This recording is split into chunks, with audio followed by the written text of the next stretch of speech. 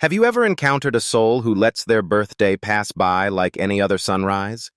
Not from forgetfulness, nor from the rush of a busy life, but from a place of genuine, quiet indifference. And when you realize this, when the words come out, "Wait, the sun marked your arrival yesterday. Why did you remain in silence?" They simply offer a gentle shrug, a soft smile, and a whisper like, "Ah, but it was just another turning of the world." And you might gaze at them as if they are from another realm.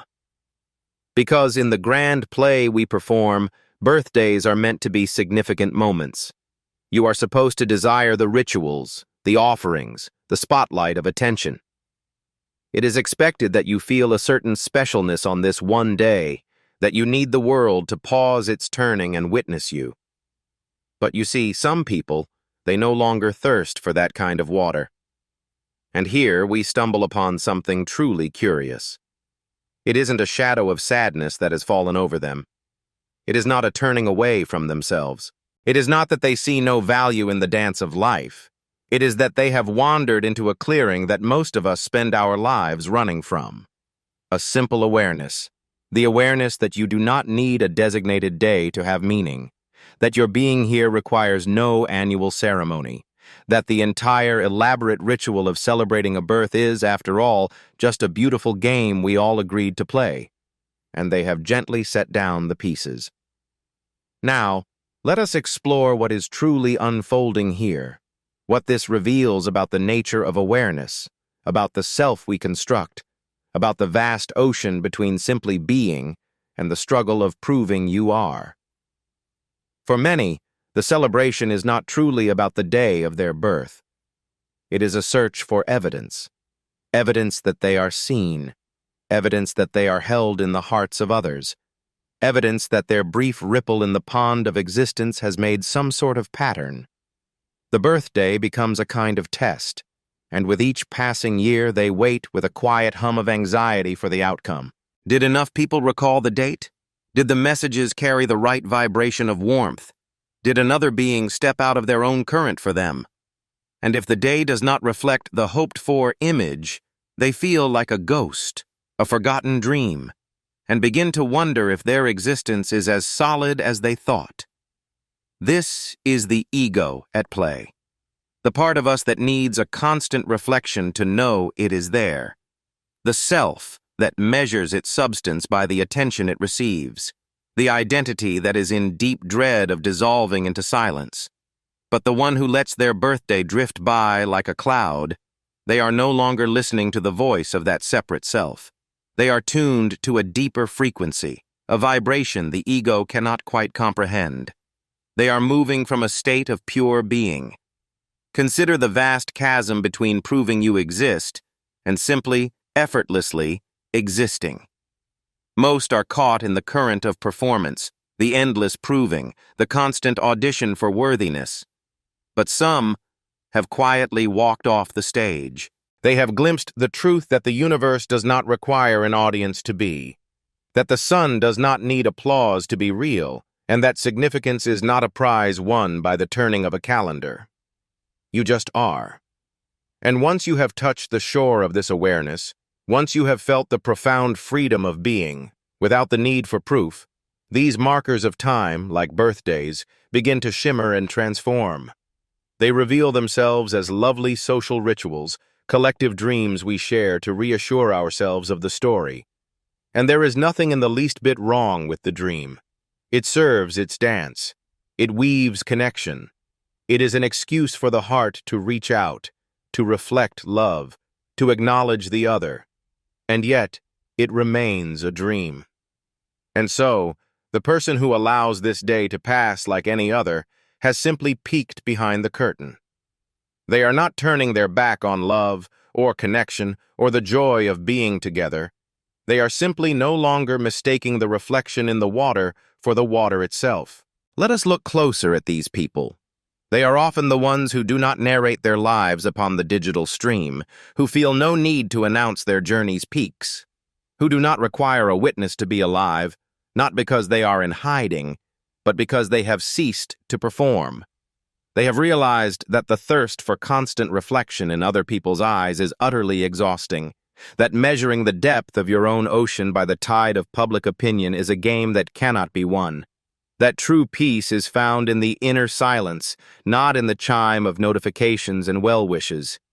This is the very heart of what it means to awaken, not in some grand, mystical sense, but in the quiet recognition that you have been asleep within your own wonderful games, your own comforting rituals, your own deep and human longing for a sense of place. And in the moment of seeing it, the very instant of clear perception, something fundamental shifts. You stop needing a special day to feel special, because you see that special is just a concept, another story. Another ingenious way the ego attempts to draw a line to separate itself from the seamless whole of existence. You are not special, and you are not ordinary. You are simply here, now, breathing. And this fact is neither special nor ordinary. It simply is. Now, this is where the idea begins to make us feel a little uncomfortable. When a soul no longer requires the annual ritual, it sends a ripple through the waters of social custom. Because it poses a question, a wonderfully unsettling one. What is it truly that we are honoring? The person, this unique wave in the ocean, or the ceremony itself? Is this an outpouring from the heart? Or are we simply marking a space on the calendar of our lives, fulfilling a duty, playing our part in the great social dance? So many of these celebrations, if we look with clear eyes, are mirrors reflecting the needs of the people who gather, more than the one at the center. It is a way to feel that we are good friends, devoted family, virtuous people. It is about avoiding the silence of having forgotten the script. It is all a delicate maintenance of the collective dream. But genuine love, you see, has no use for a calendar. It does not ask for permission to be. It does not arrive with the punctuality of a train once a year. Real affection is a sudden breeze, spontaneous, a delightful surprise. It appears on an ordinary Tuesday, a quiet message that says, "You just drifted through my mind." It arrives on a heavy Thursday, a voice that asks, "How are you truly?" It flows in without an invitation, yet is as welcome as the rain, whenever its source is the heart. This is the current of feeling that such a person cherishes, not the love that is scheduled, not the affection born of obligation, not the gesture that appears simply because the calendar commands it. They seek the living water. And they have discovered that it seldom flows in predictable channels. And here is another thought. The one who lets the day pass unmarked has often journeyed through a profound experience, a moment in time that rearranged the very landscape of what holds meaning. Perhaps there was a celebration where a great silence was the only guest. Perhaps they orchestrated a grand affair, only to find a deeper solitude in the crowd than in an empty room. Or perhaps they received the very attention they craved and saw it pour into a space it could never fill. In that moment, the spell was broken. A curtain was pulled back, revealing that the applause of the world cannot truly affirm one's being. That you can be the center of a perfect play and still feel the hollow stage. The effort to prove your own significance is not what gives you significance. And once this illusion shatters, the pieces can never be reassembled. You cannot unsee the nature of the play. You cannot return to the dream of expectation. And so, you let go of expecting. You let go of needing. You cease to measure your own substance by the echoes of a date on a calendar. And in this letting go, a curious paradox unfolds. You find you are utterly free. Free to dance in the warmth of true connection without grasping for it. Free to receive love, not as a certificate of your value, but as a wave washing ashore. Free to simply be without pleading with the universe, "Am I seen? Does my presence ripple?" For you see, you already are the ripple. Or perhaps you've awakened to the dream that mattering is simply another story we tell ourselves, a lovely flickering candle the mind lights to feel safe in the vast, flowing dark. The reality is far simpler, yet deeper. You are here, in this moment, a witness to these words, a pattern of breath, a dance of thought. And this magnificent isness requires no justification. It does not ask for a festival in its honor. It needs no yearly marker upon the wheel of time. It simply is. This is the quiet wisdom one has discovered, not as a thought in the mind, but as a rhythm in the heart.